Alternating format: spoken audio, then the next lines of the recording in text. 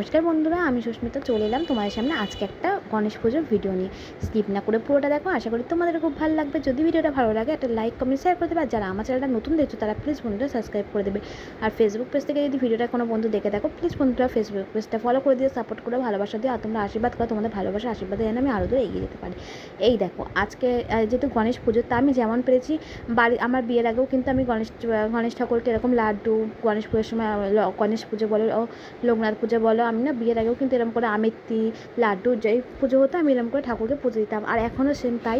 আর এই দেখো, আর কালকে ওর বাবাকে আসার সময় অফিস থেকে ফেরার সময় বলেছিলাম যে এই মিষ্টিটা আনতে, মিষ্টিটার নাম আমার এখনই মনে পড়ছে না, তোমরা যদি জেনে থাকো অবশ্যই ঝটপট কমেন্ট করে জানিও। তো আমি এখানে লাড্ডু, সন্দেশ, বাতাসা, চিনি আর ওই মিষ্টিটার নাম ভুলে গেছি। যাই হোক, গণেশ ঠাকুরের যেটা প্রিয় মিষ্টি, ওই মিষ্টি দিয়ে আমি এখানে ভোগ নিবেদন করে দিয়েছিলাম, সুন্দর করে দুব্বো টুব্বো ফুল টুল দিয়ে পুজো দিয়ে। তারপর দেখো এখানে ছেলে আর বাবা এখন ঘুমাচ্ছে, আর আমি তো এখানে রান্না করতে চলে যাচ্ছি।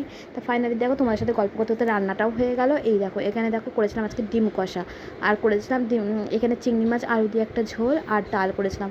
তা যেহেতু ডিমটা আমি খাবো না, তাই চিংড়ি মাছের আলু দিয়ে ঝোলটা করেছি আমার জন্য।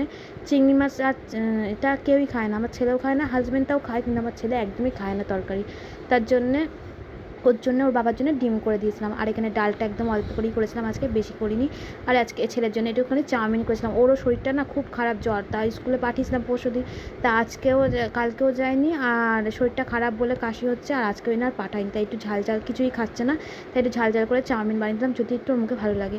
তা ভিডিওটা কেমন লাগলো তোমরা কিন্তু অবশ্যই কমেন্ট করে জানিও বন্ধুরা। বাই বাই, দেখা হবে নেক্সট ভিডিওতে। সবাই খুব ভালো থাকবেন, সুস্থ থাকবেন। আজকের মতো টাটা।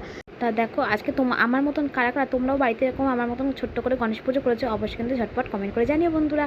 আর আমার পুজো দেওয়াটা কেমন হলো সেটাও কিন্তু কমেন্ট করতে ভুলো না কিন্তু।